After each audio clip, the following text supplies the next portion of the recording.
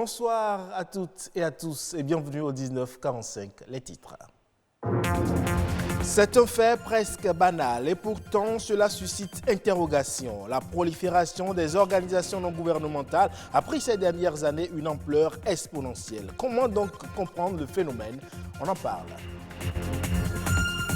Et on parle également de l'agriculture et du climat qui sont deux éléments à cerner par les agriculteurs pour avoir une bonne récolte. Mais c'est un objectif difficile à atteindre en raison des variations climatiques.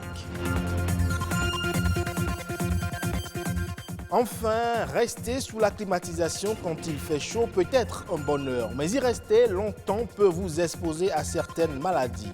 À quelle température faut-il donc mettre son climatiseur? Eh bien, un spécialiste nous en parle.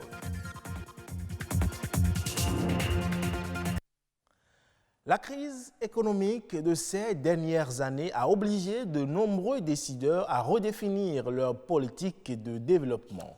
C'est une situation qui a engendré un intérêt particulier pour les initiatives privées, notamment pour la création des organisations non gouvernementales, plus connues sous le vocable ONG. Mais ce qui frappe le plus, c'est la prolifération de ces organismes dits de la société civile. Une croissance exponentielle qui a inquiété notre reporter Evra Anani. Créer une société civile forte et efficace. Telle est la vision des organisations non gouvernementales ONG. Bien qu'il en existe au plan international, certaines associations se battent pour être connues sur le plan national afin d'attirer l'attention du public. La société civile organisée doit avoir sa place dans le Conseil des Nations. Et de mieux en mieux aujourd'hui, il est réclamé que la société civile puisse être mieux organisée et qu'elle puisse avoir un droit de regard sur tout ce que fait, premièrement, l'exécutif et tout ce que fait aussi l'opposition et tout ce que fait aussi la mouvance. Le public et les médias négligent parfois les petites activités quotidiennes des ONG qui sont peu importantes, mais qui peuvent avoir un grand impact sur la vie des populations. Les ONG essayent de suppléer à l'État dans les domaines où l'État n'a pas assez de ressources, assez de capacités. Et un corollaire d'un état de droit, c'est la participation populaire au développement, c'est-à-dire la participation de tous les acteurs au développement, les trois pouvoirs d'État et les populations, qui sont représentés par la société civile qui est la voix des sans-voix. Pour certains acteurs, la prolifération des ONG serait nécessaire, voire indispensable pour assurer la veille citoyenne. Je pense que les ONG, il n'y en a même pas encore suffisamment pour couvrir tous les aspects. Et au Bénin, nous n'avons pas encore assez d'ONG. Et quand les ONG poussent, nous devrions les entretenir et non aller contre ces ONG, non. Chaque acteur a son rôle et sa partition à jouer, donc nous n'allons pas parler de prolifération outre mesure. Maintenant, dans toute équipe, il y a des brebis galeuses. Oh, donc des ONG qui n'existent que de nom, je crois que ça n'engage qu'elles. Si l'utilité et l'importance des ONG n'est plus à démontrer, susciter l'envie chez les plus jeunes de mettre leurs compétences au service des ONG est encore souhaité. Et depuis quelques années maintenant, le secteur agricole est très vulnérable aux variations climatiques.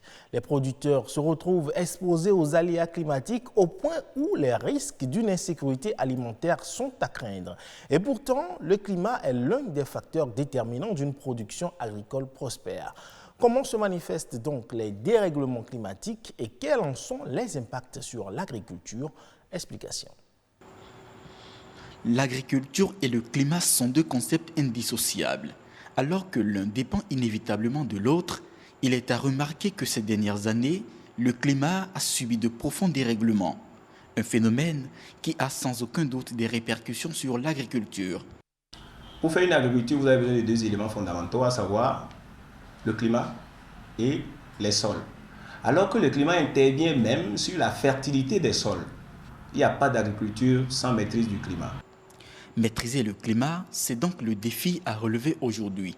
Selon les indicateurs, la pluviométrie tourne autour de 1200 ml d'eau par an dans la région méridionale du Bénin et de 1000 à 1100 dans le septentrion. L'allongement des séquences sèches au cœur des saisons pluvieuses, c'est-à-dire que la pluie commence, à des moments donnés, on estime, en tout cas, on s'attend à ce qu'il pleuve un peu et on n'a pas de la pluie pendant une longue période. On a le raccourcissement des saisons pluvieuses. À des moments donnés, on s'attend peut-être à 60 jours de pluie, mais vous arrivez à enregistrer peut-être 20 jours ou même 15 jours. On assiste aujourd'hui aussi à la concentration des hauteurs pluviométriques sur une courte durée, ce qui crée généralement les inondations. Vous allez voir des changements au niveau de la température. Il y aura l'émergence des espèces de bioagresseurs envahissants et cela va négativement impacter la productivité agricole. Des dégâts qui deviennent de plus en plus énormes, notamment la baisse des rendements. Les agriculteurs souffrent le martyre. Les agriculteurs qui attendaient les premières pluies pour mi-mars, qui ont déjà fait le labour, ont semé et attendent que les premières pluies tombent pour que la germination commence, pour que la plante puisse commencer par se développer, n'ont pas ces pluies-là. Ces graines-là pourrissent et le rendement escompté n'est pas au niveau. Vous perdez votre production au finish. Des fois, il n'y a pas de rendement, il n'y a pas de revenus, c'est la famine et les gens y quittent. Face à l'urgence, il est important, voire indispensable, de trouver des mesures palliatives. Nous avons par exemple les semences. Il faut acheter des semences ou bien mettre des semences assez courtes. Vous voyez, il faut mettre des haies pour ceinturer nos exploitations. Il faut faire des sillons en parallèle par rapport aux champs. Des mesures d'atténuation et des stratégies susceptibles de réduire de façon significative les affres des dérèglements climatiques sur la production agricole. Et un climatiseur au bureau ou à la maison est utile en période de chaleur. Vous le conviendrez avec moi. Mais pour garder son organisme sain et avoir un matériel avec des performances optimales, de bons comportements sont indispensables. Par exemple, à quelle température faut-il mettre son climatiseur? Et quelles sont les maladies auxquelles on s'expose en restant longtemps sous la climatisation? Eh bien, un spécialiste en froid et climatisation nous apporte ici quelques réponses.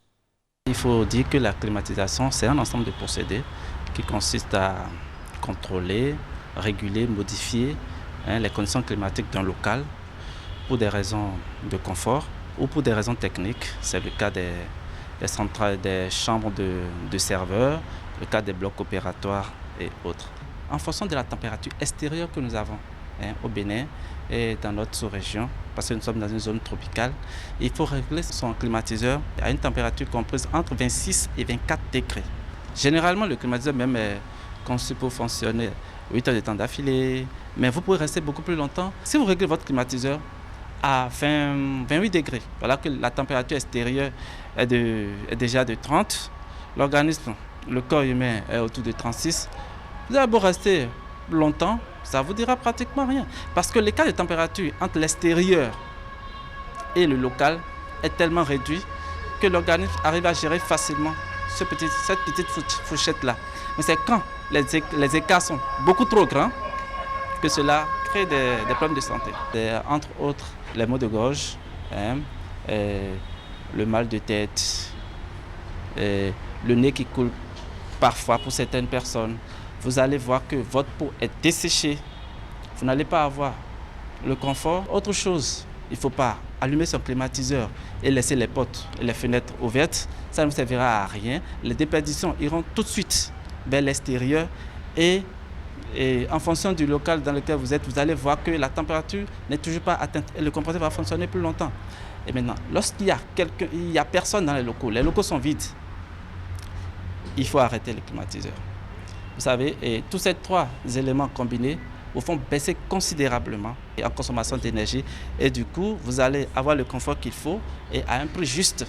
Vous n'allez pas avoir des factures qui seront exagérées à la fin du mois. Quelques bons conseils à suivre. Hors de nos frontières à présent, on parle de la relance du tourisme au Sénégal. Hôtels et autres établissements du pays reçoivent de plus en plus de touristes sénégalais. Un tourisme local qui trouve tout son sens par ces temps de coronavirus. Plus de détails. Le parking de l'hôtel Les Palétuviers de Toubacouta est rempli. Des voitures de touristes venus de Dakar. Depuis quelque temps, l'hôtel est pris d'assaut. Il affiche le plan. La stratégie Tamou Sénégal déroulée par l'agence sénégalaise de promotion touristique, les hôteliers et les voyagistes commence à porter ses fruits. Tous les jours, on essaie de mettre des menus sénégalais pour les Sénégalais qui aiment manger sénégalais. Et les enfants également ont un peu de compagnie avec les filles. Comme ça, les parents peuvent se reposer un peu et on essaie de faire avec des enfants des jeux ludiques, etc., ce qui un peu les oblige à ne pas se confiner. En cette période de Covid-19, c'est comme si la fibre patriotique des Sénégalais est secouée.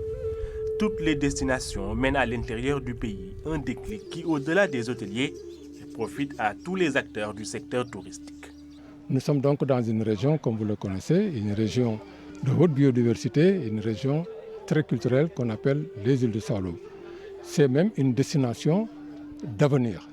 Et aujourd'hui, avec les potentialités naturelles comme les potentialités immatérielles que nous recevons ici, nous devrons travailler pour une bonne vente. On doit vendre donc la destination, mais vendre très bien. Le combat pour l'adoption du Sénégal comme destination prisée par les locaux demande la promotion des sites touristiques souvent inconnus et la mise en place de tarifs préférentiels. Les agences de voyage ont investi le secteur en proposant de courts séjours qui offrent aux touristes repos et découvertes. Cette pandémie nous oblige à quand même se diriger vers la clientèle locale, sachant que le ciel n'est pas encore ouvert. Donc on ne peut pas s'attendre à avoir de la clientèle internationale. Mais notre expertise nous permet aujourd'hui de nous diriger vers cette clientèle locale. Et justement, c'est la volonté du ministre du Tourisme, M. Alioune Sarr, et bien entendu du chef de l'État, Macky Sall. Et donc on s'y met et notre expertise nous permet, nous accompagne. Nous avons échangé, nous avons surtout écouté leurs préoccupations en termes de promotion, en termes de structuration de l'offre touristique, mais également en termes de messages pour la promotion de leur territoire, pour la promotion de leurs produits touristiques. C'est donc très satisfait, mais très chargé aussi, parce que les gens ont beaucoup d'espoir pour que l'ASPT les aide à pouvoir développer la commercialisation, disons le positionnement et la promotion de leurs produits dans les marchés internationaux, à commencer par le marché domestique. L'offre touristique dans le Sine Saloum est riche et variée. Dans cette réserve de Fatala, par exemple, les chambres du lodge étaient toutes occupées par des Sénégalais. Une nouvelle clientèle pour ces réceptifs qui offre en plus du confort quelques instants de frisson avec la compagnie des lions. Et c'est tout pour ce 1945. Merci pour votre aimable attention. Retrouvez ce journal sur le site de l'ORTB, www.ortb.bj. Portez-vous bien et à la prochaine.